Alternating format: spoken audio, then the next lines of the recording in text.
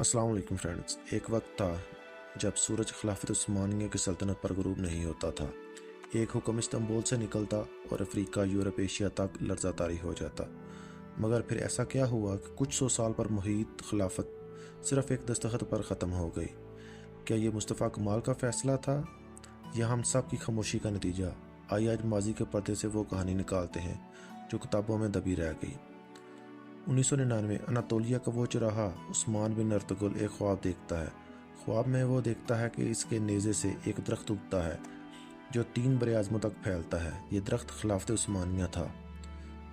پھر اس کے بیٹے اور خان نے پہلا باقاعدہ دارالحکومت قائم کیا، برسا، اور 1453 میں سلطان محمد فتح نے جو معجزہ کر دکھایا جو صدیوں سے ناممکن سمجھا جاتا تھا، قسطنطنیہ فتح ہوا۔ رومی سلطنت کا سورج غروب ہوا اور خلافت عثمانیہ کا طلوع شروع ہو گیا۔ سلطان سلمان علی شاہ اس کے دور میں خلافت نے قانون، فن، عدل اور طاقت کا ایک ایسا توازن دکھایا جسے آج بھی دنیا یاد رکھے۔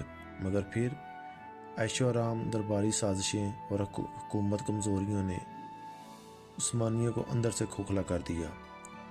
جس سلطنت کو قرآن اور تلوار کا سنگم نے اٹھایا تھا، اب وہ محلات، شراب اور غلاموں کے سائے میں ڈگمگانے لگی۔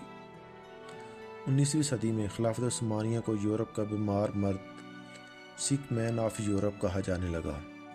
برطانیہ اور فرانس نے خلافت کے ٹکڑوں میں بانٹنے کا منصوبہ بنایا۔ معاہدہ پھر 1916 میں عربوں نے لانس آف عربیہ کو چالوں میں آ کر بغاوت کر دی۔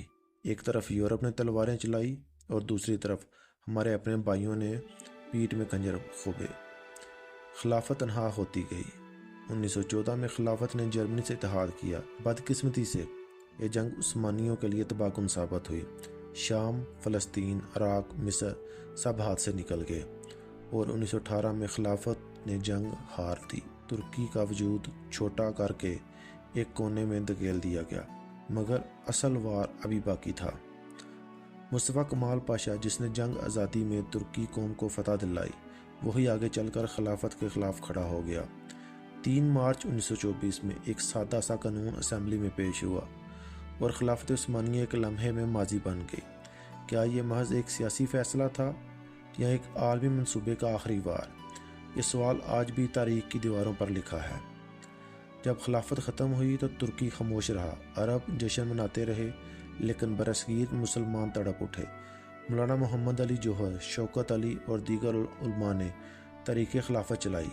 یہ پہلا موقع تھا جب ہندوستان کے مسلمانوں نے مذہب کی بنیاد پر متحد ہو کر آواز اٹھائی، مگر خلافت واپس نہ آ سکی، کیوں کہ اصل ملک اب اسے بچانے میں دلچسپی نہیں رکھتے تھے۔ خلافت عثمانیہ صرف ایک حکومت نہیں تھی، یہ مسلمانوں کی شناخت، غیرت اور روحانی کی مرکز تھی۔ ہم نے صرف تاریخ کی کتابوں میں قید کر دیا ہے۔